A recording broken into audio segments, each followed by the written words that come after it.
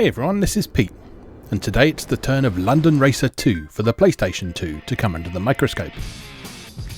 London Racer 2 is an interesting game to talk about, because it highlights something that I often find myself pondering when looking at games that haven't had the best reception over the years. Is it best to look at a game entirely on its own merits as a completely standalone work, or in a broader context, as part of a series, a developer's complete output, or even the development of a whole genre?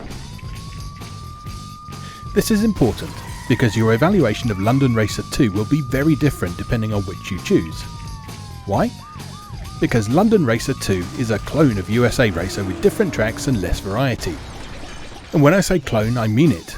The character models are obvious reskins of the USA Racer characters, including their animations, and the game even goes so far as to still have USA Racer's licenses appear when you qualify for a new championship. In other words, as a sequel or follow-up to USA Racer, it's kind of poo. Or perhaps to be a little more charitable, it feels more like a standalone expansion pack, rather than a completely new game. On the other hand, if you're not the sort of crazy person who decides to play through every Davilex game you can get his hands on, the sort of person who might pick up London Racer 2 in isolation without worrying about its broader context, then it's a perfectly competent game. And I think that's worth bearing in mind. In London Racer 2, you take on the role of one of several different characters, each of whom has their own car. You play as this one character and car for the entire duration of the main single-player tournament mode. Each character's car is given a rating as to how challenging it is to handle, with the higher ranking cars having more of a tendency to slip and slide. Being a glutton for punishment, I decided to choose London Racer 2's direct analogue to Holly from USA Racer, Jill Valentine.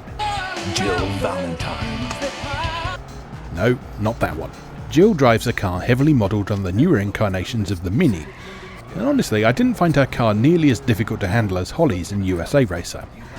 I'm not sure if the car actually was easier to handle, or if I was just better at taming the beast, but either way, I felt like I settled into a good rhythm with London Racer 2 a lot more quickly than I did with USA Racer. In fact, I'd perhaps argued that I got to grips with things a little too quickly in London Racer 2, because the game as a whole ended up feeling very easy indeed. Once again, you're racing against a field of 3 opponents, but I found that in most races, once I got ahead of them, I tended not to see much more of them after that. And the police, while still present, also felt like significantly less of a threat than they did in USA Racer. This is a shame, because the actual driving in London Racer 2 feels pretty solid and satisfying.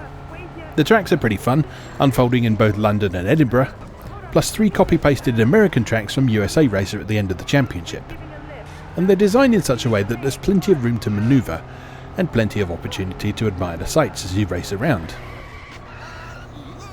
Both London and Edinburgh look pretty convincing, speaking as someone who's actually been to both places, though it is a bit of a shame that there isn't more variety in the courses.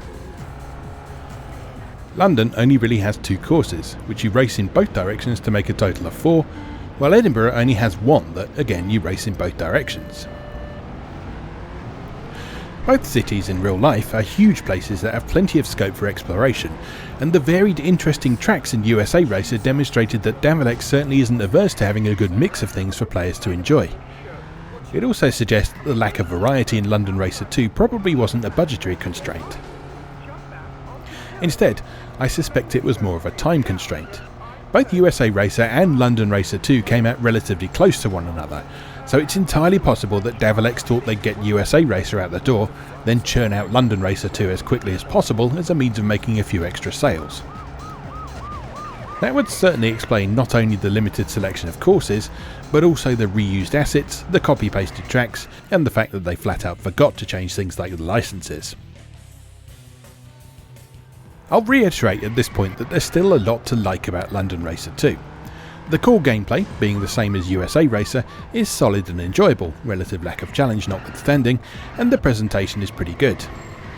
The fake radio station heard in the game, supposedly sponsored by real-life radio station Kiss FM, is an endearing snapshot of early 2000s British popular culture, throwing in references to things like radio DJ Tony Blackburn, comedian Harry Enfield, and the temporary collective insanity that led everyone in the country to want to speak like a cockney when mildly frustrated. Okay, you know you were saying about the railroad game, the full London car. You tell me. Hey, you're not Ferdinand from the House of Lords by any chance? No. Okay, well, the thing is, we keep getting dukes and earls calling up and jamming the line. They've got nothing better to do all day. So, all your lordships, now! It's just a shame there isn't a bit more of it. It's not unusual for you to hear the entirety of the material during a single race, which means it becomes quite repetitive over the course of the complete campaign.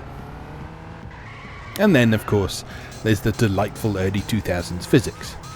Just like in USA Racer, the physics are a lot more realistic than the earlier PlayStation games in the Davilex Racer series, but they also lack a convincing sense of weight. This leads to crashes between the cars feeling like plastic models slamming together, often leading to very amusing pile-ups. The more I play Davilex races, the more I feel that this side of things is deliberate to a certain extent.